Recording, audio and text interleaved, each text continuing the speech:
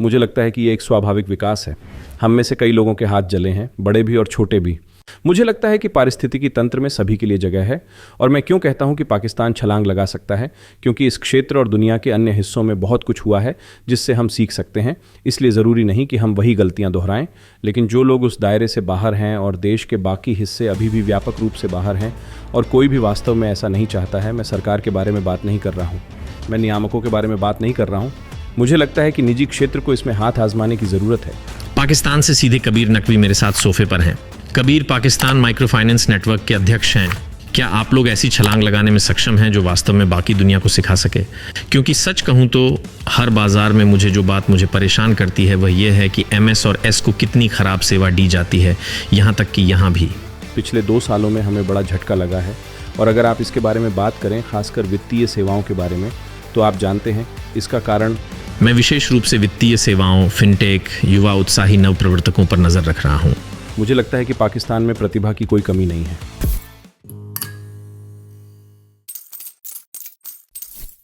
काउचोनॉमिक्स with Arjun के आज के एपिसोड में आपका स्वागत है। पाकिस्तान से सीधे मेरे साथ सोफे पर हैं। मुझे लगता है कि ये ज्यादा दूर नहीं है कबीर नाकवी जी के लिए। Kabir Pakistan micro finance network के अध्यक्ष हैं और इससे पहले वह यू बैंक के CEO थे। मेरी उनसे मुलाकात लगभग 18 महीने पहले हुई थी, जब वे अभी भी यू बैंक में थे, एक वर्कशॉप में जो हमने उनके लिए तथा अन्य कई सहयोगियों के लिए आयोजित की थी। तब से हम संपर्क में हैं, लेकिन ये बहुत लंबा परिचय हो गया। कबीर, सोफे पर आपका स्वागत है। बहुत बहुत धन्यवाद अर्जुन, मुझे यहाँ बुलाने के लिए धन्यवाद। आप पहले ही मेरे सभी मेहमानों की सूची में सबसे ऊपर हैं। आप अब तक के मेरे सबसे अच्छे मेहमान हैं, जिन्होंने सबसे अच्छे कपड़े पहने हैं। आप बहुत दयालु हैं। इस शो पर आपकी बहुत मेहरबानी है। अब मुझे वाकई ऐसा लग रहा है कि मैंने अंडर ड्रेस्ड हूँ, लेकिन लगता है कि मैं अब अपने कपड़े नहीं बदल सकता। मैं ड्रेस कोड के बारे में कभी पूछा ही नहीं, इसलिए मैं जैसा था वैसा ही आ गया। नहीं, आपने पूछा था और आने के लिए धन्यवाद। मुझे पता है कि हम संपर्क में थे और आपने बताया था कि आप यहाँ आने वाले हैं, तो हमने कहा आप जानते हैं, चलिए ये एपिसोड करते हैं। और मुझे पता है कि आपको फ्लाइट पकड़नी है, तो हम इस बातचीत को लगभग 45 मिनट में ख़त्म करने की कोशिश करेंगे। तो मुझे यकीन है, आप जानते हैं, मैंने पहले भी इस शो में पाकिस्तान के लोगों को शामिल किया है ना?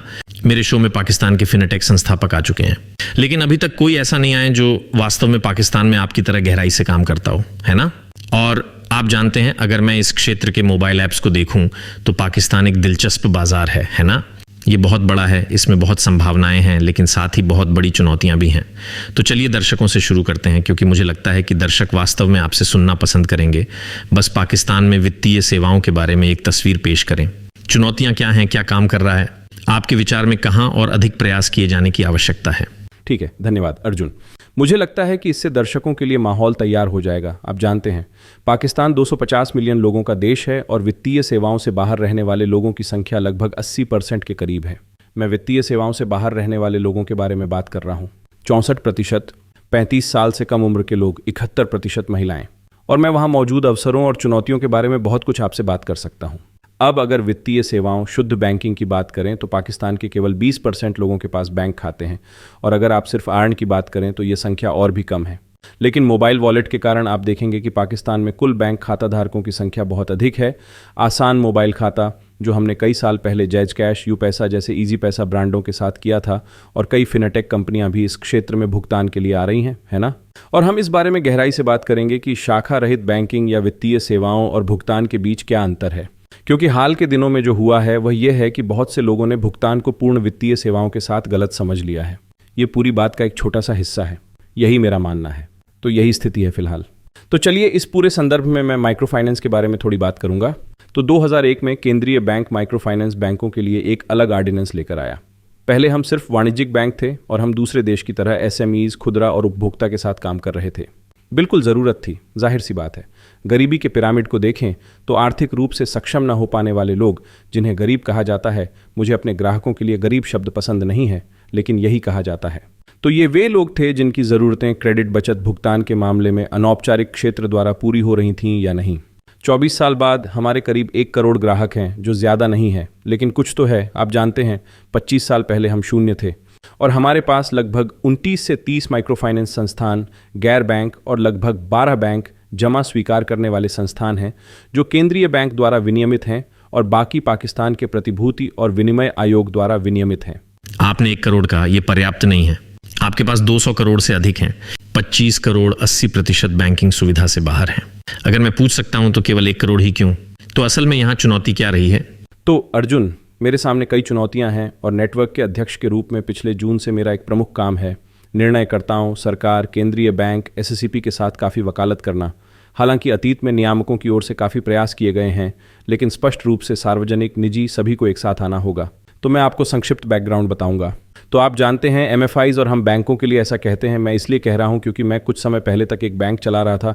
हम उन लोगों के कंधों पर खड़े हैं जो हमसे पहले आए। अतः एमएफआई ने वास्तव में मंच तैयार किया है। पिछले 25 वर्षों में गैर बैंकों की समस्या यह थी कि उनके पास पूंजीकरण का निम्न स्तर था। आप जानते हैं, वे ज़्यादातर फंडेड थे या विश्व के आईएफसीज और एडीबी से उधार लिए गए थे। अनुदान राशि के साथ आप केवल इतना ही कर सकते हैं, क्योंकि जिस प्रकार के पैमाने की आवश्यकता है, इसीलिए बैंकों को इस क्षेत्र में आने की आवश्यकता थी और इसीलिए ऑडियंस लाया गया। तो जब बैंक आए तो हमने पैमाने को देखा कि इन लोगों के लिए कुल आरण लगभग 50,000 करोड़ रुपए है। आपको बस एक अंदाजे के लिए बात दूं कि लगभग 4 साल पहले यह 30,000 करोड़ रुपए से कम था।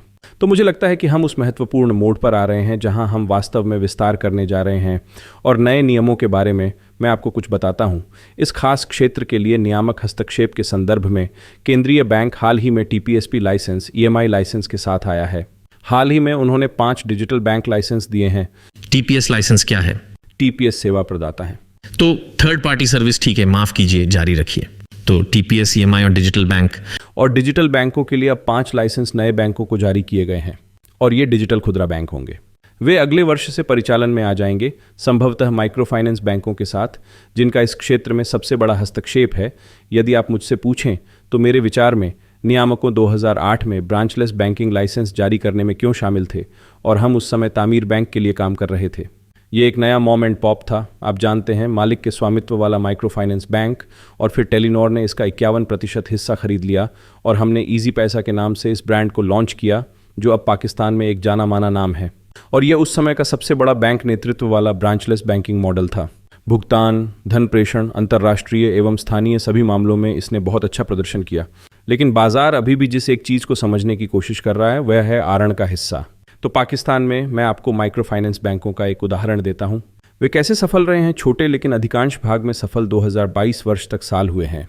और फिर मैं कोविड और बाढ़ के बारे में थोड़ी बात करूंगा, और वह सब जो 3 साल पहले हुआ था। ये लोग अपने बैंकर के साथ घनिष्ठ संबंध को महत्व देते हैं। देश का उपनगरीय और ग्रामीण क्षेत्र। तो इन बैंकों के रिलेशनशिप ऑफिसर को यह पता होना चाहिए कि घर में कोई गर्भवती तो नहीं है, कोई मृत्यु तो नहीं हुई है, कोई बीमार तो नहीं है, फसल का क्या हो रहा है। जब आप कृषि क्षेत्र की बात करते हैं तो जानवरों का क्या हो रहा है, तो ये मूल्य वहां होना चाहिए। तो अगर आप शुद्ध डिजिटल प्ले करने की कोशिश करते हैं, और यही मेरा सवाल होने वाला था, इस अर्थ में कि मैंने एक विसंबंधन देखा है, या कम से कम आप जानते हैं, मुझे वास्तव में लगता है कि ये थोड़ा उल्टा है कि आप दर्शकों के लिए पूरी तरह से डिजिटल होना चाहते हैं, जिसके लिए आपको वक्र को ऊपर लाने की आवश्यकता है। तो इसलिए आपको घनिष्ठ संबंध की जरूरत है। तो आप लोग इसे कैसे हल कर रहे हैं? तो हमने जो यू बैंक में करने की कोशिश की है, हमने बचत को ऋण से अलग कर दिया है और हमने शहरी को ग्रामीण से अलग कर दिया है। ये मैं समझ सकता हूँ। ठीक है, तो शहरी क्षेत्रों के लिए हमारे पास शहरी लोगों से खुदरा जमा राशि जुटाने या उसका उपयोग करने के लिए एक बहुत ही स्पष्ट हाई स्ट्रीट बैंक जैसी रणनीति थी। और पाकिस्तान के नियमित बैंकों के विपरीत, जहां एक स्थानीय प्रवासी आता है, अपनी माँ या बहन या घर वापस पैसा भेजता है, और आप जानते हैं उस पैसे का उपयोग फिर से हाउस मॉर्टेज और कार लीज और क्रेडिट कार्ड के लिए किया जाता है। हम वास्तव में शहरी केंद्रों से धन जुटा रहे थे और ग्रामीण क्षेत्रों में उधार दे रहे थे। और यही मेरा सवाल है, कैसे? क्योंकि आप जो समस्या बता रहे हैं वह कई उभरते बाजारों की समस्या है ना? इसका मतलब ये है कि आप आरण के मामले में प्रतिबंधात्मक नहीं हो सकते, है ना? क्योंकि वास्तव में तब यह समाज के लिए हानिकारक हो सकता है और आप मूल रूप से गरीबों का फायदा उठा रहे हैं। लेकिन यदि आप उच्च डिफॉल्ट दरों के साथ उन कीमतों को वसूलने में सक्षम नहीं हैं, और मुझे यकीन है कि आप डिफॉल्ट दरों पर मुझे सही करेंगे और हम वहां पहुंचेंगे, तो आप वास्तव में बचत पर आकर्षक रिटर्न नहीं दे सकते हैं। और फिर एक शहरी व्यक्ति आपके बैंक में क्यों आना चाहेगा? आप जानते हैं वो बड़े 20 वाणिज्यिक बैंकों के पास क्यों नहीं जा रहे हैं? तो ये एक बहुआयामी पहेली है। तो मैं चुप हो जाऊंगा। मैं सुनना चाहता हूं कि आप लोग इसे पाकिस्तान में कैसे करते हैं, क्योंकि मुझे यकीन है कि इसमें हर बाजार के लिए एक सबक है। तो अर्जुन, हमारे लिए सबसे बड़ी चुनौती ये थी कि हम एक छोटे से उभरते माइक्रो फाइनेंस थे। ठीक यही मामला था तमीर बैंक के साथ और फिर उसके बाद यू बैंक के साथ, जो मैं 8 साल तक रहा, कि हम जमा राशि जुटाने के लिए शहरी बाजारों में बड़े लोगों के साथ कैसे प्रतिस्पर्धा करें। एक चीज़ जो हम ऑफर कर सकते थे वह थी जमा राशि पर अधिक ब्याज दर, और मैं आपको बताऊंगा कि कैसे। क्योंकि यदि आप कृषि, किसान या दरों के जीवन चक्र को देखें तो एसेट उपज के बारे में आमतौर पर चर्चा होती है, मार्जिन के बारे में नहीं। मैं इसे बहुत तकनीकी हुए बिना बताऊंगा। जानते हैं कि आप कर सकते हैं? ये वह प्रश्न है जो मुझे जीवन भर बार बार मिलता रहा है। आप जानते हैं कि ऐसा होता है कि किसान का मार्जिन बहुत अधिक होता है, फसल की बिक्री पर 120 से 130% तक। अब यही कारण है कि स्थानीय साहूकार 80%, 90% तक शुल्क लेते हैं, ये आप जानते हैं। तो ये बैंक लगभग 38-40% IRR लेते हैं। अब पाकिस्तान में, विशेष रूप से आजकल पाकिस्तानी संदर्भ में, जहां छूट दर लगभग 22% है, जो अब तक की सबसे अधिक है, और मुझे लगता है कि यह आजकल इस क्षेत्र में सबसे अधिक है ना? पिछले 3-4 वर्षों में हमने यही अनुभव किया है। तो आप इसे निकाल दें तो आपके पास 18 से 19% बचता है। किसी भी माइक्रो फाइनेंस बैंक के लिए तुलनात्मक रूप से परिचालन लागत उपज के सापेक्ष होती है, क्योंकि हम बैंक हैं, हमें बैंकिंग नियमों का पालन करना होता है, और यह महंगी तकनीक है। यह सब 14-15% के आसपास है। तो मार्जिन और फिर आपको NPL को भी कवर करना होगा। मैं उसी पर आने वाला था। ठीक है, तो आप बात कर रहे हैं अच्छे दिनों में 2.5 से 3% मार्जिन की। जब ब्याज दरें कम होती हैं तो ये 5 से 7% तक बढ़ सकती है। लेकिन वैश्विक स्तर पर माइक्रो फाइनेंस के लिए स्वीकार्य डिफ़ॉल्ट दर लगभग 7% है, जो बड़े पैमाने पर ऋणों के लिए, ज़्यादातर असुरक्षित ऋणों के लिए उतनी बुरी नहीं है। हमने क्या किया, हमने इसे कैसे प्रबंधित किया? तो खासकर यूबैंक के लिए मैं ये उदाहरण आपके साथ शेयर करना चाहता हूँ। जब हमने महसूस किया कि हम एक ही चाल से काम नहीं कर सकते, तो हमें आगे बढ़ना होगा, हमें बढ़ना होगा, तो हमने पुराने बिजनेस मॉडल कैनवास का इस्तेमाल किया और उसे 6 कैनवासों में विभाजित कर दिया। पहले को हमने शहरी खुदरा हाई स्ट्रीट बैंकिंग कहा। सभी कर्मचारी वाणिज्यिक बैंकर थे, सभी उत्पाद वाणिज्यिक बैंक जैसे थे, शाखाएं भी महंगी थीं, और कुल मिलाकर कराची, लाहौर, इस्लामाबाद स्पष्ट रूप से, और फिर हमारे पास एक बहुत ही स्पष्ट बड़ा विपणन बजट था। तो हमें शहर में एक नए बैंक के रूप में प्रतिस्पर्धा करनी थी। ये जमा राशि, खुदरा जमा राशि जुटाने के लिए है। फिर ग्रामीण खुदरा व्यापार, जो कि व्यापार का पुराना हिस्सा था, पारंपरिक सूक्ष्म ऋण और ये सब। हमने बाजार में जो बदलाव लाया वह यह था कि हमने ज़्यादातर सोने के बदले उधार दिया। अब मुझे व्यक्तिगत रूप से माइक्रो फाइनेंस समुदाय से शुरू में बहुत आलोचना मिली, खासकर पूर्व कोविड पूर्व बाढ़ से, कि आप जानते हैं यह शायद माइक्रो फाइनेंस की भावना के खिलाफ है। अब भारत और पाकिस्तान और बांग्लादेश में भी हर किसी के पास बहुत सारा सोना है, यहाँ तक कि शहरी और ग्रामीण क्षेत्रों में भी, और ये एक डेड एसेट है। और हमने तामीर बैंक से शुरुआत की और फिर हमने इसे यूबैंक में विस्तारित किया। ग्रामीण क्षेत्र में हमारे 60% आरण का समर्थन वास्तविक सोने द्वारा किया गया था। अब खूबसूरती से सोने का भावनात्मक मूल्य भी है। तो हमने ब्याज दर में छूट दी, क्योंकि जब हम खुद को सोने से ढक रहे होते हैं तो हम इतना अधिक शुल्क नहीं लेते हैं। दूसरी चीज़ है निःशुल्क लॉकर सेवा, और ये सोने के बिस्कुट नहीं है। और ये सब इसलिए थे क्योंकि उनकी भावनात्मक मूल्य थे। हर कोई अपना सोना वापस लेना भी चाहता था, तो डिफ़ॉल्ट अंक में था। सबसे सुंदर बात यह है कि बैलेंस शीट पर जोखिम भार 20% था, जबकि पूंजी उपयोग 100% था। अतः हम उसी पूंजी राशि में सुरक्षित रूप से 5 गुना वृद्धि कर सकते हैं, जैसा कि अन्य बैंक असुरक्षित आरण दे रहे थे। तो ये कुछ जादुई तत्व थे, आप जानते हैं, स्वर्ण बैंक ऋण, अर्बन डिपॉजिट मोबिलाइजेशन। तो हम इतना बड़ा पैमाना बढ़ा सकते थे। अब तीसरा वर्टिकल डिजिटल बैंकवेट था। अब नए डिजिटल बैंकों के आने के साथ हमने महसूस किया कि हम एक टेलीकॉम के स्वामित्व में थे, और टेलीकॉम तब अंततः यहाँ एक प्रसिद्ध नाम के स्वामित्व में था। इसलिए हम उस क्षेत्र में जाना चाहते थे। लेकिन पाकिस्तान के मामले में हमें एहसास हुआ कि इसके लिए एक मिश्रित रणनीति अपनानी होगी। पाकिस्तान जैसे बाजार में आपको एक ओमनी चैनल की ज़रूरत है। हम बहुत स्पष्ट थे, बोर्ड, शेयरधारक सभी। तो हम नई तकनीक लाए। हम नए लोगों, डेटा वैज्ञानिकों और AI वगैरह से जुड़ रहे थे और लोगों को शामिल कर रहे थे। हम ग्रामीण खुदरा और शहरी खुदरा को छुए बिना उस पूरे ढांचे को एक साथ रख रहे थे। और यह तीसरा भाग था। चौथा, हमें एहसास हुआ कि पाकिस्तान में इस्लामी शरिया आधारित वित्त पोषण की सख्त ज़रूरत है। आप जो भी सर्वेक्षण करते हैं, लोग कहते हैं ठीक है, हम पारंपरिक तरीके से ठीक हैं, लेकिन अगर आप हमें कोई विकल्प दें तो हम उसे पसंद करेंगे। तो हम वास्तव में पहले माइक्रो फाइनेंस बैंक थे जो शरिया आधारित वित्त पोषण के लिए भी आगे आए, और हमें बहुत अच्छे परिणाम मिल रहे थे। आप जानते हैं, जब मैं जा रहा था तब हमारी शाखाएं 60 हो गई थीं। तो ये चौथा वर्टिकल था। 5वां कॉर्पोरेट वर्टिकल। हर कोई मुझसे माइक्रो फाइनेंस बैंक में कॉर्पोरेट के बारे में पूछता था, अतः SMI और SME के इसको बड़े पैमाने पर नज़रअंदाज कर दिया गया है। हाँ, सूक्ष्म और लघु व्यवसायों द्वारा उन्हें लेन देन बैंकिंग की ज़रूरत है, उन्हें कर्मचारी बैंकिंग की ज़रूरत है। तो हमने उन्हें पकड़ना शुरू किया, और हम जमा राशि के लिए क्लब डील के साथ साथ उनके कर्मचारियों को भी क्रेडिट दे रहे थे। ये बहुत खूबसूरती से काम कर रहा था। अंतिम लेकिन महत्वपूर्ण बात, ट्रेजरी और कॉर्पोरेट वित्त। अब आपको परिप्रेक्ष्य देने के लिए, क्योंकि हम एक लाइसेंस बैंक थे, इसलिए लाइसेंस ने इसकी अनुमति दी। शायद किसी ने वास्तव में इस पर ध्यान नहीं दिया, और हर कोई केवल सूक्ष्म ऋणों पर ही केंद्रित था, और वे बाढ़ से ग्रस्त थे, वे कोविड और कई अन्य चीज़ों से ग्रस्त थे। तो हमने क्या किया जी, हमने निवेश बैंकरों को काम पर रखा, हमने वाणिज्यिक बैंकरों को काम पर रखा जो धन जुटा सकते थे। तो आपको बस एक परिप्रेक्ष्य देने के लिए, और मैं एक उदाहरण के रूप में यूबैंक का उपयोग कर रहा हूँ, हर कोई इसे कर सकता है। और मैं इसी बात का बड़ा समर्थक हूँ हमारे पास लगभग 100 बिलियन से अधिक जमा राशि तथा 100 बिलियन से अधिक बैंक उधारी थी। हम वाणिज्यिक बैंकों के सबसे बड़े ग्राहकों में से एक थे और पाकिस्तान में एक माइक्रो फाइनेंस बैंक के रूप में, जो बहुत ही अनोखा था। और फिर हम एक बहुत ही सकारात्मक आर्बिट्रेज स्थिति बना रहे थे, ठीक एक बैंक की तरह, क्योंकि हमने 2021-2022 में ब्याज दर में 14% से 22% तक की वृद्धि का अनुभव किया। अब ट्रेजरी बिल और फ्लोटर की एक श्रेणी है जो 2 सप्ताह में मूल्य निर्धारण को रीसेट कर देती है। तो हर कोई परेशान था। तो जिन लोगों ने लंबे समय तक निवेश किया था वे नुकसान उठा रहे थे। यू बैंक ने जो किया वो ये था कि हम इस धन को 6 महीने, 1 साल, 2 साल, 10 साल तक उठाते रहे, ठीक है, कि प्लस पॉइंट 2.3 हम ट्रेजरी बिलों में सोने के आरण और अन्य राणों का वितरण करते हुए निवेश करते रहे, जिनका सकारात्मक पुनर्मूल्यांकन किया गया और हमने एक सकारात्मक आर्बिट्रेज स्थिति बनाई। और हम उसी तरह आगे बढ़ना चाहते थे जिस तरह से हमने किया। हमारी अंतिम आय का 35 से 40% हिस्सा ट्रेजरी से आने लगा। 50 बिलियन की लोन बुक और 150 बिलियन की ट्रेजरी बुक दिसंबर 2022 के अंत तक। तो ये 5-6 चीज़ें जो हमने की आप जानते हैं, और बैलेंस शीट को तोड़ा। और मैं आमतौर पर नाम नहीं लेता, लेकिन मैं जेमी डिमन का फॉलोअर हूँ, ठीक है। वह बैंकिंग के निर्विवाद राजा हैं, इसलिए वह हर समय इस मजबूत बैलेंस शीट के बारे में बात करते हैं। आप जानते हैं कि आपको अपने किले के रूप में अपनी बैलेंस शीट की आवश्यकता है। आप जानते हैं कि आपको ध्यान देने की आवश्यकता है। हर बैंक सीईओ या बैंकर को बैलेंस शीट पर ध्यान देना चाहिए। हम यही करने की कोशिश करते हैं। स्वर्ण सुरक्षित आरण, सरकारी कागजात, संपार्श्विक ऋण। इसलिए जब बाढ़ और कोविड के बाद हर कोई और उनके भाई बहन प्रभावित हुए, तब भी हम टिके रहे। जैसा कि हम चर्चा कर रहे थे, हम शाखाएं खोलते रहे और हम बढ़ते रहे। तो ये हमारी रणनीति का एक छोटा सा हिस्सा था जो बहुत अच्छा काम किया। और नेटवर्क के अध्यक्ष के रूप में मैं अन्य माइक्रो फाइनेंस बैंकों और वाणिज्यिक बैंकों और एमएफआई के कई सीईओ से भी मिलता हूं। तो मैं सभी को आगे बढ़ाने की कोशिश कर रहा हूं और नियामकों के साथ भी काम कर रहा हूं, ताकि वास्तव में इन संस्थानों के लिए विनियमन को थोड़ा और खोल दिया जा सके, ताकि वे अधिक नए प्रकार के संस्थानों में प्रवेश कर सकें। तो कबीर, ये बहुत बढ़िया लगता है ना? लेकिन आप जानते हैं मैं एक सलाहकार हूँ।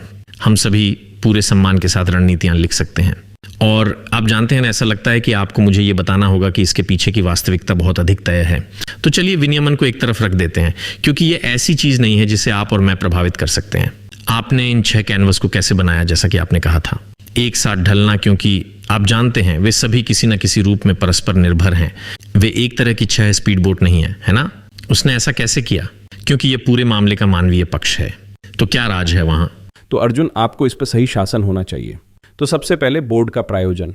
जब आप इन अलग अलग वर्गों को बना रहे होते हैं और ये आसानी से साइलो बन सकता है।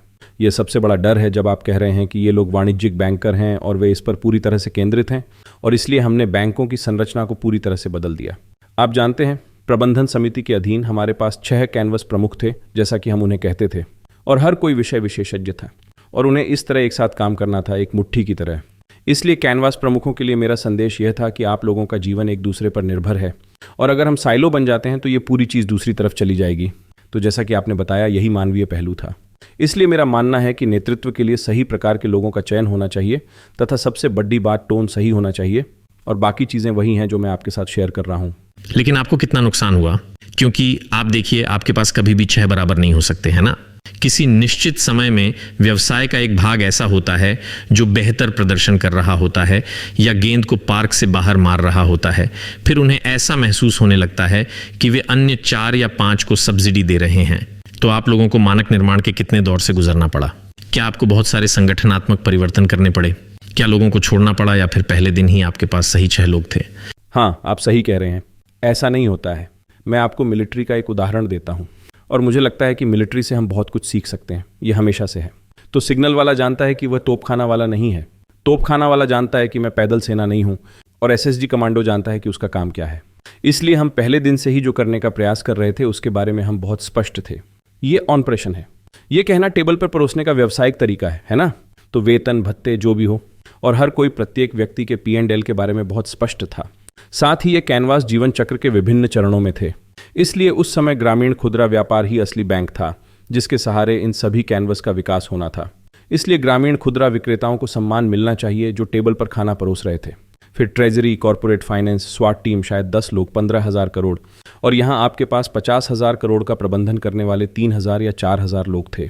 तो अलग अलग गतिशीलताएं थीं। तो मैं जो करता था, हम जो करते थे, वह था सभी को एक साथ लाना, और हर कोई जानता था कि वे दूसरे पक्ष पर कैसे निर्भर हैं। नहीं तो अर्जुन, जैसा कि आपने बताया, ये विफल हो जाता। तो अगर आप लोगों को पहले दिन बता दें कि ये आपकी भूमिका है, अगर आप वास्तव में वाणिज्यिक बनना चाहते हैं और आपको संचालन पसंद नहीं है तो आवेदन करें। लेकिन यहाँ बैठकर यह मत कहिए कि आप जानते हैं कि मैं भी वही चाहता हूँ जो वाणिज्यिक व्यक्ति को मिल रहा है। तो यही वह लहजा है जिसे हमने पहले दिन सेट किया था और सभी ने काम किया। और निश्चित रूप से मुद्दे थे जब आप लोगों को लाते हैं, उदाहरण के लिए माइक्रो फाइनेंस बैंकर और वाणिज्यिक बैंकर और डेटा वैज्ञानिक, और सभी को एक ही संगठन में, क्योंकि हम कुछ बना रहे थे, हम कुछ बहुत ही सुंदर और अनूठा बनाने की कोशिश कर रहे थे। और मैं कहूँगा कि अधिकांशतः संख्याएं स्वयं ही बोलती हैं। हमारे पास पैमाना था। और आपको परिप्रेक्ष्य देने के लिए, जब हमने उस बैंक को संभाला तो ये 2000 करोड़ और बैलेंस शीट फुटिंग थी, और ये मूल रूप से 2,20,000 करोड़ हो गई। और मैं डिजिटल की बात नहीं कर रहा हूँ। ये सब ईंट और मोर्टार और ट्रेजरी संचालन और बाकी है। रणनीति के बारे में बात करना महत्वपूर्ण है जब डिजिटल हिस्सा शुरू होता है। हम बॉट्स पर काम कर रहे थे, साथ ही डिजिटल अंडरराइटिंग पर भी। हमारी एआई आधारित अंडरराइटिंग जो वास्तव में न केवल नैनो ऋण बल्कि माइक्रो ऋण और ऋण को भी मंजूरी देने में मानवीय हस्तक्षेप को कम कर देगा। इससे वास्तविक पैमाना आएगा और लागत कम होगी। वह भी अगला कदम था। मुझे यकीन है कि वे उस रास्ते पर जाने वाले हैं। तो चलिए मैं आपसे एक सवाल पूछता हूँ, क्या आप ब्राजील में न्यूबैंक को फॉलो करते हैं? बहुत विस्तार से तो नहीं, लेकिन हाँ, और मैंने इसके बारे में पढ़ा है। तो आप जानते हैं मैं हर उस बैंक को फॉलो करता हूं, और ये ऐसा होता है कि यहाँ एक डिजिटल बैंक है ना, जिसके 100 मिलियन ग्राहक हैं। ब्राजील में 93 मिलियन है। मुझे लगता है कि ब्राजील में बैंकिंग योग्य जनसंख्या 170 या 180 से अधिक नहीं है। ये एक सवाल खड़ा करता है जिसे मैं आपके पास वापस लाना चाहता हूं। तो वर्तमान में कितने माइक्रो फाइनेंस बैंक हैं? पाकिस्तान में 12, ठीक है। और कई माइक्रो फाइनेंस गैर बैंकिंग हैं? लगभग 30। तो 40-45 हैं, है ना? तो फिर अधिक लाइसेंस देने के पीछे क्या मतलब है? अगर मैं कहूं तो इन खिलाड़ियों को वास्तव में आगे लाने के लिए क्यों ना दोगुना प्रयास किया जाए, है ना? क्योंकि क्या ये डिजिटल बैंक शुद्ध रूप से डिजिटल हैं? उन्हें भौतिक या फिजिकल होने की अनुमति है? जिनके पास शाखा रहित बैंकिंग लाइसेंस है वे डिजिटल भी कर सकते हैं। तो शाखा रहित बैंकिंग, अगर इसे मैं ऐसा समझूं तो क्या ये है कि आपको शाखा रखने की आवश्यकता नहीं है, लेकिन आप किसी तीसरे पक्ष की शाखा के माध्यम से काम कर सकते हैं? हाँ, आप ऐसा कर सकते हैं, और आप बैंक के बाहर वॉलेट्स पर समाधान कर सकते हैं। ठीक। तो अगर मैं किसी रिटेलर के साथ साझेदारी करता हूं तो मैं बैंकिंग उत्पादों को प्राप्त करने के लिए रिटेलर के वातावरण का उपयोग कर सकता हूं, या एक टेलको, ठीक है। तो ये इस अर्थ में डिजिटल नहीं है कि ये आपको भौतिक उपस्थिति से वंचित नहीं करता है, क्योंकि कुछ डिजिटल बैंकिंग लाइसेंस, दुनिया के कुछ हिस्से, मुझे समझ में नहीं आता कि वे इस तथ्य पर इतने अड़े क्यों हैं कि उन्हें 100% डिजिटल होना है ना? तो मेरा सवाल फिर से है कि हम 4 और लाइसेंस क्यों देते हैं जब आप कह रहे हैं कि अभी भी पैमाना है? आप जानते हैं, आपने ये भी कहा कि 10 मिलियन ग्राहक हैं, है ना? ये 10, 20, 30, 40 हो सकता है अगर आप सही चीजें करना जारी रखते हैं। तो स्पष्ट करें कि अधिक लाइसेंस देने के पीछे नियामक की क्या सोच है। तो अगर मैं चीज़ों को सही परिप्रेक्ष्य में रखूं तो जो हो रहा है वह यह है कि समस्या हमारी वृद्धि की तुलना में अधिक तेजी से बढ़ रहा है। इसलिए जब आप सापेक्ष रूप से 24 वर्षों में 10 मिलियन ग्राहकों तक पहुंचने को देखते हैं, और यदि आपको 24 मिलियन तक पहुंचने में 24 वर्ष और लगते हैं, तो पाकिस्तान की जनसंख्या शायद 500 मिलियन होगी, और समस्या हमसे कहीं अधिक बड़ी हो जाएगी। तो हमें जिस पैमाने की आवश्यकता है, तो यहाँ कई चीज़ें हैं, और मुझे लगता है कि मैं यहाँ विनियमन लाऊंगा।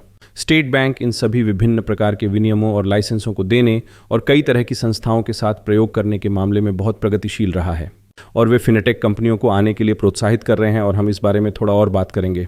पाकिस्तान में जो हो रहा है वो पारंपरिक ईंट और मोर्टार से परिवर्तित हुआ है। मानसिकता में भी बदलाव की ज़रूरत है, सही तरह के लोग, सही तकनीक का कौशल, तो पूरी चीज़ एक साथ आ रही है। हालांकि यदि आप देखें, मैं फिर से गरीबी पिरामिड के बारे में बात करूंगा, तो वाणिज्यिक बैंक भी अपने डिजिटल प्रस्ताव पेश कर रहे हैं, उनमें से अधिकांश। और मुझे लगता है कि कराची, लाहौर, इस्लामाबाद में हम अत्यधिक बैंकिंग वाले लोग हैं। हर किसी के पास 3 ऐप और 4 बैंकिंग ऐप हैं। और आप जानते हैं, मुझे यकीन है कि यहाँ भी यही स्थिति है। यहाँ तो पागलपन है, लेकिन आप जानते हैं कई विकासशील देशों में यही स्थिति है। लेकिन देश के बाकी हिस्सों में जो लोग इस दायरे से बाहर हैं, वे अभी भी व्यापक रूप से बाहर हैं, और कोई भी वास्तव में ऐसा नहीं चाहता है। आप जानते हैं, मुझे लगता है कि मैं सरकार के बारे में बात नहीं कर रहा हूँ, मैं नियामकों के बारे में बात नहीं कर रहा हूँ। यदि आप मुझसे पूछें तो मेरा मानना है कि निजी क्षेत्र को भी इसमें हाथ आजमाने की ज़रूरत है। तो मुझे बहुत खुशी है कि पीडीसी ने ऐसा किया, टेलीनॉर ने ऐसा किया। अब आप जानते हैं, मैं कुछ लोगों के साथ मिलकर काम कर रहा हूं जो कुछ काम करने की योजना बना रहे हैं। इसके अलावा वे आ रहे हैं और उन्हें एहसास है कि उनके लिए भी यह एक सख्त ज़रूरत और अवसर है। अतः इन लाइसेंसों के बारे में, जैसा कि मैंने कहा, केंद्रीय बैंक की सोच ये है कि ये माइक्रो फाइनेंस बैंक, उनमें से कई यदि पूरी तरह से नहीं तो हाइब्रिड में परिवर्तित हो जाएंगे। यह स्वाभाविक क्रम है, और वे पिरामिड में ऊपर की ओर बढ़ेंगे। साथ ही वे एसएमई के एस की सेवा करना शुरू कर देंगे, जिन्हें हम पाकिस्तान में लापता मध्य कहते हैं, क्योंकि उनकी सेवा नहीं की जा रही है। जब ऐसा होता है तो और अधिक संस्थाओं के लिए जगह होती है। जैसे डिजिटल रिटेल बैंक और माइक्रो फाइनेंस बैंक के बीच क्या अंतर है? मैं आपको बताता हूं, सबसे बड़ा अंतर यह है कि इन बैंकों को केवल 25 शाखाएं रखने की अनुमति होगी, शून्य नहीं। लेकिन वे इसे समझते हैं और उन्हें साझेदारी के साथ अन्य ओमनी चैनल रखने की अनुमति होगी। और वे मुख्य रूप से जमा राशि वाले ग्राहकों पर ध्यान केंद्रित करेंगे जो 500,000 रुपये से अधिक नहीं डालेंगे, और उनके 40% आर्ण उपभोक्ता होंगे, बाकी कृषि होंगे, आप जानते हैं। और फिर जमा राशि वगैरह पर अन्य सीमाएं भी हैं। यदि आप मुझसे पूछें तो संख्या की दृष्टि से ये छोटी संस्थाएं होंगी, लेकिन ग्राहकों की संख्या की दृष्टि से जिस डिजिटल प्लेटफॉर्म पर हम काम कर रहे हैं उनके पास जो साझेदारी सहयोग होगा, वे डिजिटल रेल मार्ग स्थापित करने पर बहुत अधिक ध्यान केंद्रित करेंगे। तो मुझे लगता है कि एक माइक्रो फाइनेंस बैंक अपने ब्रिक और मोर्टार नेटवर्क का विस्तार करना जारी रख सकता है और इन सभी डिजिटल बैंकों का प्रिय बन सकता है। इसके अलावा एक ओमनी चैनल के लिए, आप जानते हैं, क्योंकि जब वे ऐसा करेंगे तो कृषि को इसकी आवश्यकता होगी, लेकिन साथ ही इन लोगों द्वारा दुनिया के अन्य हिस्सों से लाए जा रहे अनुभव को देखते हुए मुझे लगता है कि पाकिस्तान के पास इन लाइसेंसों के माध्यम से छलांग लगाने का अवसर है, क्योंकि ये एक अलग मानसिकता के साथ आते हैं। और मुझे लगता है कि मनोस्थिति के बारे में बात करना बहुत महत्वपूर्ण है, क्योंकि कोई पिछले 25 वर्षों से ईंट और मोर्टार का काम कर रहा है और आप कहते हैं कि मैं एक नया विनियमन लाता हूं, मैं बदलाव करता हूं, मैं गियर बदलता हूं और ये लोग सब कुछ डिजिटल रूप से करना शुरू कर देंगे। हमने कोशिश की, हमने प्रयोग किया। हमने 2008 की ब्रांचलेस बैंकिंग लाइसेंस की। हम 2024 में हैं। हमने अच्छा किया, लेकिन मुझे नहीं लगता कि हमारे पास क्रेडिट के मामले में बहुत कुछ है, विशेष रूप से ऐसा कुछ जिसके बारे में हम लिख सकें। ठीक है, तो मुझे लगता है कि वहाँ एक मुझे पूछने दीजिए, तो फिर आइए इस बारे में कुछ मिनटों के लिए बात करते हैं, क्योंकि इस पर मेरा थोड़ा अलग दृष्टिकोण हो सकता है। कितने वाणिज्यिक बैंक हैं? वाणिज्यिक बैंक लगभग 30 से 35 हैं। ठीक है, तो आपके पास लगभग 100 संस्थाएं हैं जो लक्ष्य बना रही हैं। मेरा अनुमान है उनके पास 35 बैंक हैं, लगभग 20-25 माइक्रो फाइनेंस बैंक और लगभग 30 से 40 बैंक हैं। वे कुल 40 हैं। ठीक है, तो और मैं मान रहा हूं कि वाणिज्यिक बैंक अब ग्रामीण बाजार को भी देखना शुरू कर रहे हैं।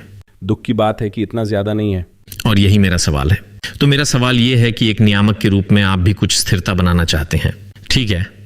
तो मुझे लगता है कि आप जोखिम की कमी नहीं चाहते हैं, है ना? तो आप वास्तव में पारिस्थितिकी तंत्र का विस्तार करते हैं, लेकिन साथ ही ऐसे उपस्केल संस्थाएं हैं जिनके पास पूंजी नहीं है ना, जिनके पास जमा राशि नहीं है।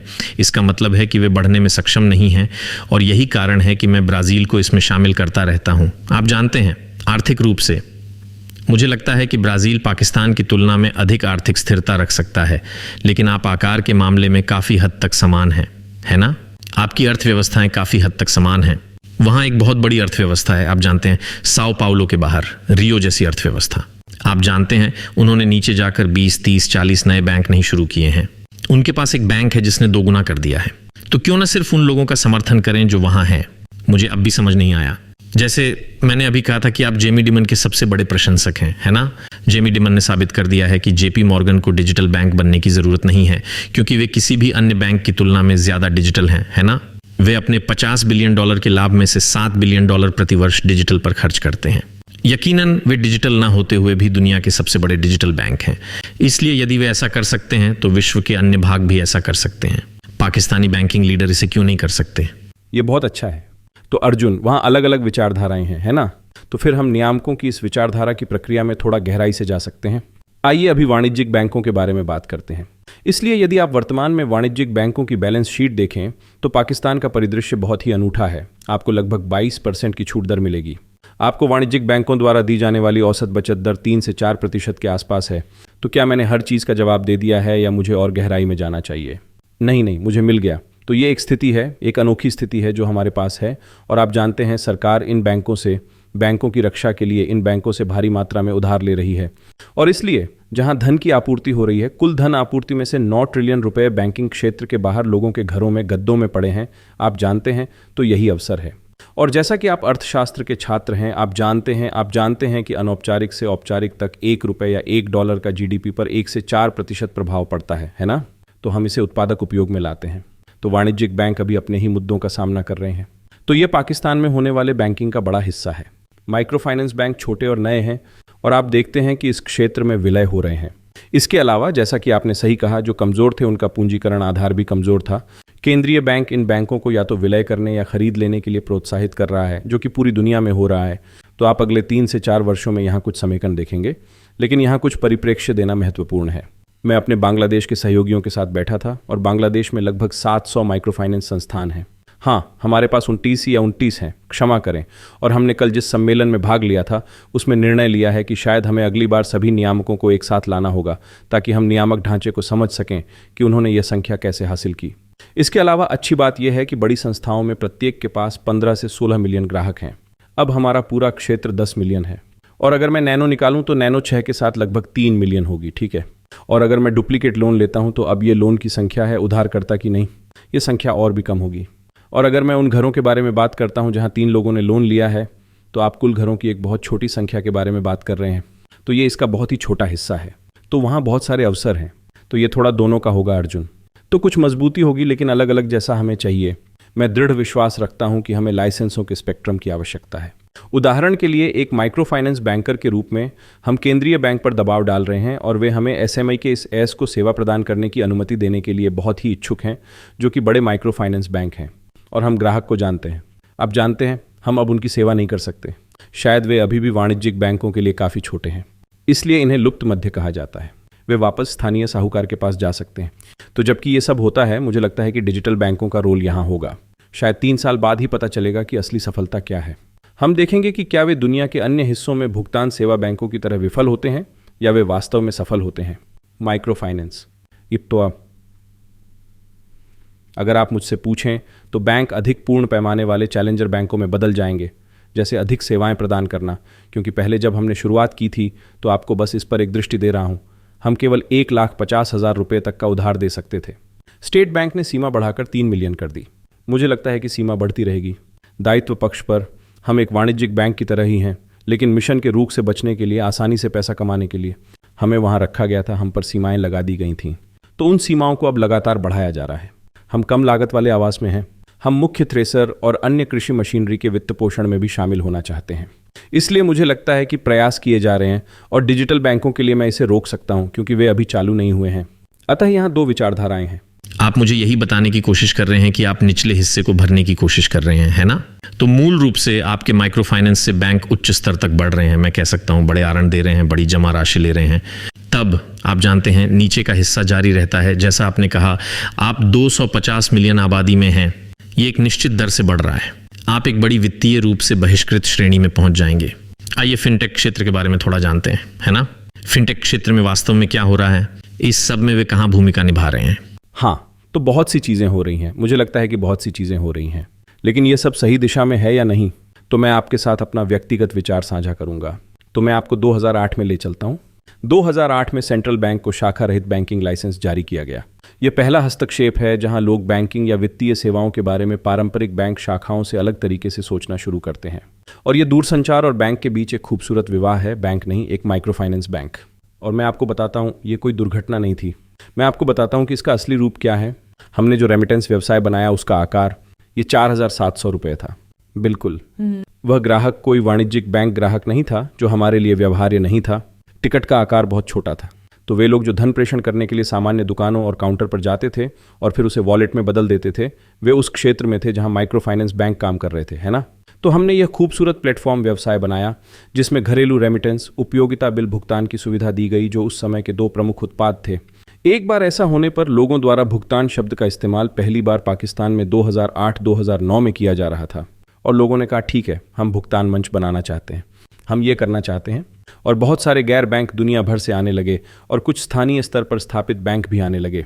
और state bank third party service provider licence के साथ आया और फिर EMI लाइसेंस भी आ गए। लेकिन मुझे व्यक्तिगत रूप से ऐसा लगता है कि हर कोई भुगतान पर बहुत अधिक अड्डा हुआ है, भुगतान के साथ। अब मैं आपको एक उदाहरण देता हूं। इजी पैसा में हमने जो किया, उसका मूल दृष्टिकोण ये था कि हम इस पूरे चालू खाते का उपयोग करेंगे जो हमें वॉलेट और एसेट पक्ष में मिला है, बैंक की तरह फैलाव बनाएंगे। अब ऐसा नहीं हुआ। हर किसी ने देनदारी पक्ष को अपनी तरह से लाभदायक बनाने की कोशिश की, है ना?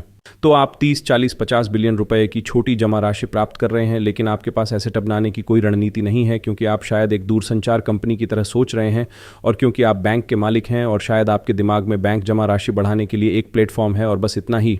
और आप शुल्क से व्यवसाय को लाभदायक बनाना चाहते हैं। अब हम शहर में अकेले बैंकर थे जो कैश इन और कैश आउट शुल्क ले रहे थे, जबकि दुनिया के बाकी बैंक चालू खाता जमा करने के लिए मुफ्त उपहार दे रहे थे। तो आप यहाँ अंतर देख रहे हैं। और इसलिए हम केवल भुगतान केंद्रित रहे और वॉलेट में कुछ खास नहीं रहा, आप जानते हैं, क्योंकि ये पास थ्रू की तरह था। और मेरे व्यक्तिगत दृष्टिकोण में सबसे बड़ी चीज़ों में से एक ये है कि ओटीसी व्यवसाय वॉलेट व्यवसाय का सबसे बड़ा प्रतियोगी बन गया। यदि आप एक दुकानदार हैं और आप जानते हैं कि आप एक जनरल स्टोर चला रहे हैं, यदि कोई व्यक्ति आपके पास भुगतान के लिए महीने में 3 बार आता है तो 1,000 रुपये पर 60 रुपये का भुगतान करता है, तो आप उसका वॉलेट खोलकर उसे सदा के लिए घर नहीं भेज देंगे ताकि वह व्यक्ति इसे आराम से कर सके अपने घर पर, और आप अपना व्यवसाय खो देते हैं और आपके पास बनाने के लिए केवल 1 बार का शुल्क होता है ना? तो मॉडल कहीं ना कहीं रास्ते में है और हमें इसके लिए भी दोषी ठहराया जाना चाहिए, क्योंकि हम उस जगह पर जाने वाले पहले व्यक्ति थे जो गलत थे, इसलिए हम एसेट का निर्माण नहीं कर सके और हम इन बैलेंस शीट को बैंक बैलेंस शीट के रूप में नहीं देख सके। अब फिनटेक स्पेस, खासकर भुगतान भुगतान भुगतान भुगतान और बहुत सारे भुगतान और कई फिनटेक इस कारण खत्म हो गए। फिर एनबीएफसी युग आया। मुझे लगता है कि हम अभी भी इसमें हैं। अब लोग ईएमआई ही नहीं बल्कि गैर बैंक लाइसेंस की ओर भी बढ़ गए हैं, क्योंकि वे क्रेडिट बुक बनाना चाहते हैं। फंडिंग के संबंध में समस्या फिर से आ रही है। आप जानते हैं रास्ते क्या हैं। उदाहरण के लिए आप एक एनबीएफसी करते हैं, आप 3-4 बिलियन रुपए की पूंजी लगाते हैं, बढ़िया। आप एक बही खाता बनाना चाहते हैं जो लगभग 50 या 60 बिलियन का हो। आपको पैसा कहाँ से मिलता है? तो फिर से अब हर कोई बैंकों के विभिन्न प्रकार के लाइसेंसों, जमा लेने वाली संस्थाओं की ओर बढ़ रहा है। तो मुझे लगता है कि ये एक स्वाभाविक विकास हुआ है। हम में से कई लोगों के हाथ जल गए, बड़े भी छोटे भी। मुझे लगता है कि पारिस्थितिकी तंत्र में सभी के लिए जगह है और मैं कहता हूं कि पाकिस्तान छलांग लगा सकता है, क्योंकि इस क्षेत्र और दुनिया के अन्य हिस्सों में बहुत कुछ हुआ है जिससे हम सीख सकते हैं। इसलिए ज़रूरी नहीं कि हमें वही गलतियां करनी पड़े। तो फिनटेक स्पेस में अगर आप भुगतान करना चाहते हैं तो आप फिर से वाणिज्यिक बैंकों के साथ एकीकृत होना चाहते हैं। क्यों? क्योंकि आप जमा राशि नहीं रख सकते। तो हर बार जब मैं यू बैंक चला रहा था तो सबसे बड़ी निराशा जो मैंने देखी, कोई भी फिनटेक सीईओ या मालिक मेरे पास आया, सबसे बड़ी निराशा ये थी कि हम जमा राशि नहीं रख सकते। हमारा एक खूबसूरत व्यवसाय है, प्लेटफॉर्म काम करता है, लेकिन हो सकता है कि कोई भी बड़ा बैंक हमें समय नहीं दे रहा है या हमारी बात नहीं सुन रहा है। आपको पता है कि हम शायद व्हाइट लेबल कर सकते हैं और उनके साथ काम कर सकते हैं। तो मुझे लगता है कि पाकिस्तान इस विकास से गुजर रहा है और फिनटेक स्पेस में मैं डिजिटल प्रणाली में दृढ़ विश्वास रखता हूँ। मेरा मानसिक मानचित्र यदि मैं आपके साथ साझा कर सकूं तो शाखा रहित बैंकिंग लाइसेंस वाले ये माइक्रो फाइनेंस बैंक हैं। वे ऊपर की ओर एकीकृत होंगे और बड़े ग्राहकों को ऋण देना शुरू कर देंगे और पूंजी और धन आदि के मामले में अधिक से अधिक टिकाऊ बन जाएंगे। फिर आपके पास इन डिजिटल बैंकों के लिए जगह होगी और इस डिजिटल रिटेल बैंक के साथ एक स्पेक्ट्रम होगा। इसके नीचे आपके पास ईएमआई, टीपीएसपी और वह सब होगा और यहाँ एक पूरा स्पेक्ट्रम भी होगा और इन लोगों के पास अपना व्यक्तिगत मार्ग होगा। मैं इसे ऐसे ही देखता हूँ। दूसरी ओर वाणिज्यिक बैंकों की पाकिस्तान में 17,000 भौतिक शाखाएं हैं और एटीएम और सीडीएम और वह सब कुछ है, साथ ही बहुत सारे बुनियादी ढांचे का निवेश जो उन्होंने किया है। और मुझे लगता है कि अगर मैं एक वाणिज्यिक बैंक होता तो मैं इन्हें खतरे के रूप में भी देखता, क्योंकि मैंने पिछले कुछ वर्षों में इस भौतिक बुनियादी ढांचे में अरबों रुपए खर्च किए हैं जो पूरी तरह से मूल्य ह्रास नहीं हुआ है। मुझे अभी इससे पैसा बनाने की ज़रूरत है और शायद मैं 40-50 हज़ार लोगों को रोज़गार दे रहा हूँ, शाखाओं और अन्य सभी जगहों पर। ये सब कल ही तो खत्म नहीं होने वाला है ना। और जिस तरह का समाज मैंने आपको बताया है, हम लोगों के साथ ग्राहक संपर्क के मामले में भी हैं। इसलिए मुझे लगता है कि अगले 5 वर्षों में पाकिस्तान में फिनटेक पारिस्थितिकी तंत्र में आप कुछ बहुत मजबूत बदलाव देखेंगे।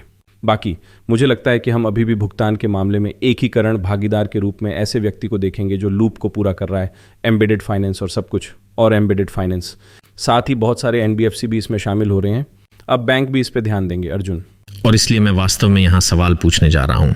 जैसा कि आप कह रहे हैं, ये अन्य बाजारों से अलग नहीं है। ये वही चीज़ है जो सामने आ रही है ना। यहाँ भी आपके पास बैलेंस शीट के साथ भारी मुद्दे हैं। पूंजी तक पहुँच कहाँ से आती है? यहाँ तथ्य यही है कि यहाँ कई बाजारों की तरह फिनटेक जमा राशि नहीं रख सकते हैं, इसलिए उन्हें यह मुश्किल होता है। लेकिन अगर मैं फिनटेक की दुनिया को ज़्यादा सरल कर दूं तो इंफ्रास्ट्रक्चर फिनटेक भी हैं।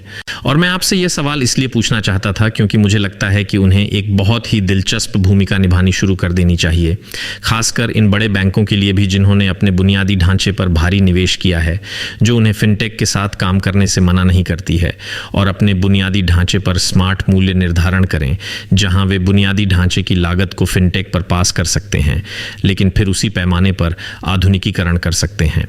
और आप इसे वैश्विक रूप से देखना शुरू कर रहे हैं। और फिर हाँ, ऐसे फिनटेक हैं जो उत्पाद प्रदान करते हैं, ठीक है। लेकिन एक और कोण भी है जिसका आपने अभी उल्लेख किया है, और शायद मैंने अभी उस स्केलिंग समस्या को उठाया है जिसके बारे में आपने बात की थी, है ना। वह तथ्य यह है कि मैं विस्तृत होना चाहता हूं लेकिन फिर भी सस्ता रहना चाहता हूं, है ना। वह नेटवर्क प्रभाव। क्या आप ऐसे पर्याप्त फिनटेक नहीं देख रहे हैं जो उस नेटवर्क प्रभाव को प्रदान कर रहे हैं? तो अगर मैं इसे इन 3 श्रेणियों में विभाजित कर दूं, नेटवर्क प्रभाव, बुनियादी ढांचा प्रदान करना और फिर उत्पाद वाले, तो मैं उत्पाद वालों के बारे में कम परेशान हूं, ईमानदारी से कहूं तो, क्योंकि आप सही हैं, कोई भी कर सकता है ना। अगर फिनटेक कोई उत्पाद बनाता है तो आप जानते हैं लोग BNPL लॉन्च करते हैं, वे कहते हैं कि यह दुनिया का अंत है। इसमें कुछ नया नहीं है ना? हम दुनिया का हिस्सा होने के नाते BNPL कर सकते हैं। BNPL पहले भी था, आप जानते हैं मेरे परदादा इसके साथ काम कर रहे थे। वे इसे अलग अलग नामों से जानते थे और आगे भी ऐसा ही चलता रहा। बुनियादी ढांचा कहाँ है? क्या आप बाजार में अच्छे फिनटेक इंफ्रास्ट्रक्चर प्लेयर देख रहे हैं? तो अर्जुन, हमें पीछे हटकर ये देखना होगा कि पाकिस्तान किस चरण में है। लेकिन आपने खुद इतना बुनियादी ढांचा बना लिया है। आपने अभी उल्लेख किया है फिनटेक के बारे में कह रहा हूँ। लेकिन क्या फिनटेक उस बुनियादी ढांचे को बनाने में आपकी मदद नहीं कर रहे थे? नहीं, तो हम जैसे थे, ठीक है, मैं आपको एक उदाहरण देता हूँ। जिस बैंक को हम चला रहे थे, ठीक है, तो हम अपनी शाखाएं खोल रहे थे, हम पारंपरिक ATM लगा रहे थे, हम अपना वितरण स्वयं कर रहे थे और दुनिया के टेमिनोज खरीद रहे थे पारंपरिक रूप से, है ना? तो हम तकनीक और भौतिक बुनियादी ढांचे में भी भारी निवेश कर रहे थे, आप जो कह रहे हैं। और यही वह जगह है जहां मैंने कहा था कि पाकिस्तान छलांग लगा सकता है और इसे बाकी दुनिया से सीखने की ज़रूरत है। मुझे लगता है कि एक बार पाकिस्तान के लिए अंतर्राष्ट्रीय बाजार खुलने के बाद ऐसा होने लगेगा और इसके लिए विनियामक हस्तक्षेप की आवश्यकता है। सरकार और कई अन्य चीज़ों के बारे में हम बात कर सकते हैं, लेकिन फ़िलहाल उत्पाद वाले पिछले 8-10 वर्षों से वहाँ मौजूद हैं और उनमें से कई विफल हो चुके हैं और कई लोग हतोत्साहित भी हुए हैं, मैं कहूँगा। लेकिन कई बहुत लचीले हैं और वे बाज़ार में विश्वास करते हैं। बाज़ार मौजूद है, अवसर मौजूद है। तो मुझे लगता है, जैसा कि मैंने कहा, 5 साल का क्षितिज, मैं कह रहा था कि एक प्राकृतिक विकास होगा और आप फिनटेक के इन 2 अन्य पक्षों को देखेंगे। फिलहाल मैं पाकिस्तान से किसी ऐसे शानदार उदाहरण के बारे में नहीं सोच सकता जो किसी भी विशेष क्षेत्र में विशेष रूप से प्रगति कर रहा हो, और मुझे लगता है कि यह जीवन चक्र का मुद्दा है अर्जुन। मुझे लगता है कि ऐसा होगा, लेकिन इसमें कुछ समय लगेगा और मुझे लगता है कि हम शायद 5 साल उस दिशा में बढ़ रहे हैं। चर्चा के अंतिम भाग में जाने से पहले इस पर एक बहुत ही त्वरित प्रश्न। क्या बैंक, स्थापित बैंक और यहाँ तक कि स्थापित माइक्रो बैंक, क्या वे इन प्रौद्योगिकी कंपनियों फिनटेक के लिए अच्छे साझेदार साबित हो रहे हैं, या वे सभी उन्हें खतरे के रूप में देखते हैं और इसलिए उनमें से कोई भी वास्तव में उनके साथ काम नहीं करना चाहता है? मुझे पता है कि मैं आपसे बाइनरी चीज चुनने के लिए कह रहा हूं। मैं समझता हूं कि वास्तविकता कभी बाइनरी नहीं होती है। मुझे लगता है कि स्वीकृति है, क्योंकि बैंकों को यह भी एहसास होता है कि भौतिक बुनियादी ढांचे में इतना अधिक निवेश करने और अगले स्तर के पैमाने पर पहुंचने का पूरा कारोबार वे इस तरह नहीं कर सकते। तो समझ तो है, लेकिन हम उस मानसिक बदलाव से भी गुजर रहे हैं। जहां तक माइक्रो फाइनेंस बैंकों का सवाल है, वे अधिक चुस्त हैं, है ना? वे छोटे हैं, वे भूखे हैं, वे चैलेंजर बैंक हैं, है ना? और वे कुछ हद तक फिनटेक मानसिकता के साथ बने हैं, जैसा कि मैं कल्पना करता हूं। उनमें से 3 का स्वामित्व टेल्को के पास था। ये हमारे DNA में था कि हमें वॉलेट बनाने की ज़रूरत है, हमें पैमाने पर जाने की ज़रूरत है, क्योंकि जब आपकी मूल कंपनी के 100 मिलियन ग्राहक होते हैं तो आप उन्हें 2 लाख ग्राहक नहीं दिखा सकते, है ना?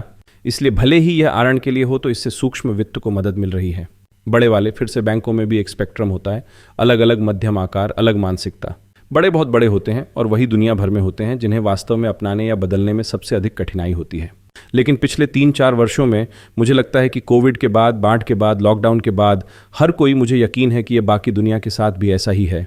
बैंकों को विशेष रूप से डिजिटलीकरण के महत्व का एहसास हुआ, भागीदारों के महत्व का जो अपने ग्राहकों की सेवा कर सकें, या यदि आप इसे स्वयं नहीं कर सकते हैं तो हो सकता है कि आपके पास एक फिनटेक या एक भागीदार शुद्ध वेनिला कोशेर शर्तों में एक वॉलेट प्रदाता हो जो वास्तव में लोगों को ऋण चुकौती, बचत और धन आदि की पेशकश कर सकता है। और पारिस्थितिकी तंत्र को विकसित किया जाना चाहिए। एक और बात मैं यहाँ बताऊंगा, और शाखा रहित बैंकिंग के संदर्भ में हम 2008 में जो हासिल करने की योजना बना रहे थे उसे अब तक 100% हासिल क्यों नहीं कर पाए? क्योंकि इसके लिए पारिस्थितिकी तंत्र की आवश्यकता है। जब मैं कहता हूँ कि 9 ट्रिलियन रुपए बैंकिंग क्षेत्र के बाहर हैं, तो लोगों को अभी भी नकदी पसंद है। मैं एक ऐप पर खाना ऑर्डर करता हूँ, लेकिन खाना डिलीवर होने पर मैं उस आदमी को नकद देता हूँ, है ना? तो यही वह जगह है जहाँ पाकिस्तान अभी फंसा हुआ है। क्योंकि अगर आपके पास सर्वश्रेष्ठ तकनीक हो सकती है तो आपके पास सर्वोत्तम रणनीति हो सकती है, लेकिन अगर पारिस्थितिकी तंत्र में बाकी खिलाड़ी सहयोग के लिए राजी नहीं है तो यही वह जगह है जहां हम अभी फंसे हुए हैं। इसमें समय लगेगा, है ना? लेकिन लोग इसे इस नज़र से नहीं देखते हैं, कम से कम पाकिस्तान में तो नहीं। दुनिया के कई अन्य हिस्सों में दुनिया के लोग कहते हैं कि नकदी खत्म हो गई है। मैं मूल रूप से कहता हूं लिंक्डइन पर लाइक्स के लिए ऐसा कहना बंद करो, है ना? वास्तव में मैंने कल रात आधी रात को कुछ पोस्ट किया था, क्योंकि मेरी एक और बातचीत नकदी के मृत होने के बारे में हुई थी, क्योंकि ये मरी नहीं है, मुझे लगता है, और ये बहुत महत्वपूर्ण है। समय के प्रति सचेत मेरे पास एक क्षेत्र है जिसके बारे में मैं आपके साथ बात करना चाहता हूं, और मैं ये भी सुनना चाहता हूं कि आप लोग क्या कर रहे हैं, क्योंकि मुझे लगता है कि ये एक ऐसा प्रश्न है जो मेरे सामने आता रहता है। आप SME के S शब्द का इस्तेमाल करते रहे, है ना? मैं नीचे जाकर MS का उपयोग करूंगा, जो कि सूक्ष्म और छोटे व्यवसाय हैं, है ना? मेरी परिकल्पना, कम से कम मैंने पिछले कुछ वर्षों में जो काम किया है उससे ये है कि उनके लिए फंड की कमी से ज़्यादा तरलता की कमी है ना? ये ज़रूरत का मुद्दा है ना? आप एक राष्ट्र के रूप में या एक खिलाड़ी के रूप में इसे कैसे हल कर रहे हैं? आप कोई भी दृष्टिकोण ले सकते हैं, और क्या आप लोग ऐसी छलांग लगा पा रहे हैं जो वास्तव में दुनिया भर को सिखा सकती है? क्योंकि सच कहूं तो हर बाजार में मुझे जो परेशान करता है वह यह है कि एम, एस और एस को कितनी ख़राब सेवा दी जाती है।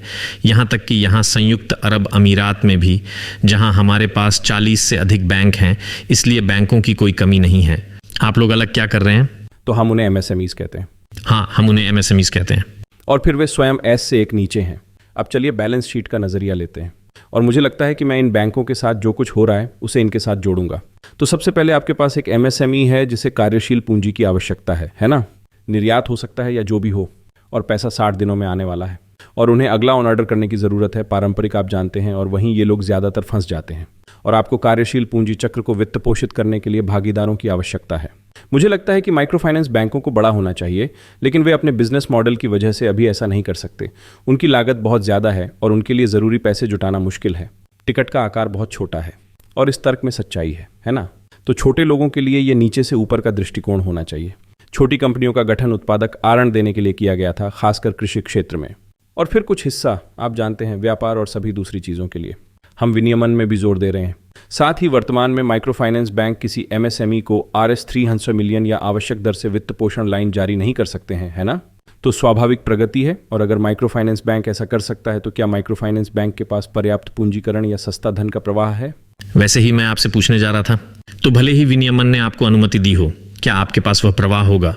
तो आपको बैलेंस शीट के दोनों तरफ देखने की ज़रूरत है। तो उदाहरण के लिए कल स्टेट बैंक उन बैंकों को अनुमति देता है कि आप इन लोगों के लिए ऐसा कर सकते हैं और उन्हें फंड दे सकते हैं, कोई समस्या नहीं है, और ये बहुत अच्छी बात है। उसी समय आपको 15% की पूंजी पर्याप्तता मिल गई है, जो वाणिज्यिक बैंकों से अधिक है। आप Khyber plus Karachi interbank offer rate plus पर धन जुटाते हैं, क्योंकि आप बड़े बैंकों के साथ प्रतिस्पर्धा नहीं कर सकते हैं, क्योंकि आपके पास डिस्काउंट विंडो या गारंटी योजनाओं के थोक तक पहुंच नहीं है जो वाणिज्यिक बैंकों को दी जाती है। यही हम केंद्रीय बैंक और सीसीपी और अन्य सरकारी विभागों के साथ काम कर रहे थे, ताकि इन बैंकों को ये फंड और सस्ते फंड या पूंजी वृद्धि उपकरण लाने की अनुमति दी जा सके। तो समस्या ये है कि ज़्यादा तकनीकी न होते हुए मैं आपको कुछ आंकड़े दूंगा, और मुझे लगता है कि इससे आपके प्रश्न का पूरी तरह से उत्तर मिल जाएगा। सूक्ष्म वित्त क्षेत्र का पूंजीकरण 100 बिलियन रुपए से कम है। MFI और MFB का लीवरेज 500 बिलियन रुपए तक है। इसका अधिकांश असुरक्षित है। ठीक है, तो हो सकता है कि हमने उस पूंजी का लगभग 60% पहले ही खा लिया हो। अब सरकार चाहती है कि ये संस्थान आएं और MSMEs और SMEs का समर्थन करें।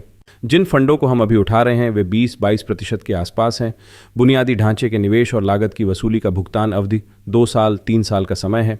तो बैंक की तरफ संरचनात्मक समस्या है, इसलिए बैंक MSMEs या SME को पूरी तरह से सेवा देने में असमर्थ है, जिस तरह से उन्हें करना चाहिए।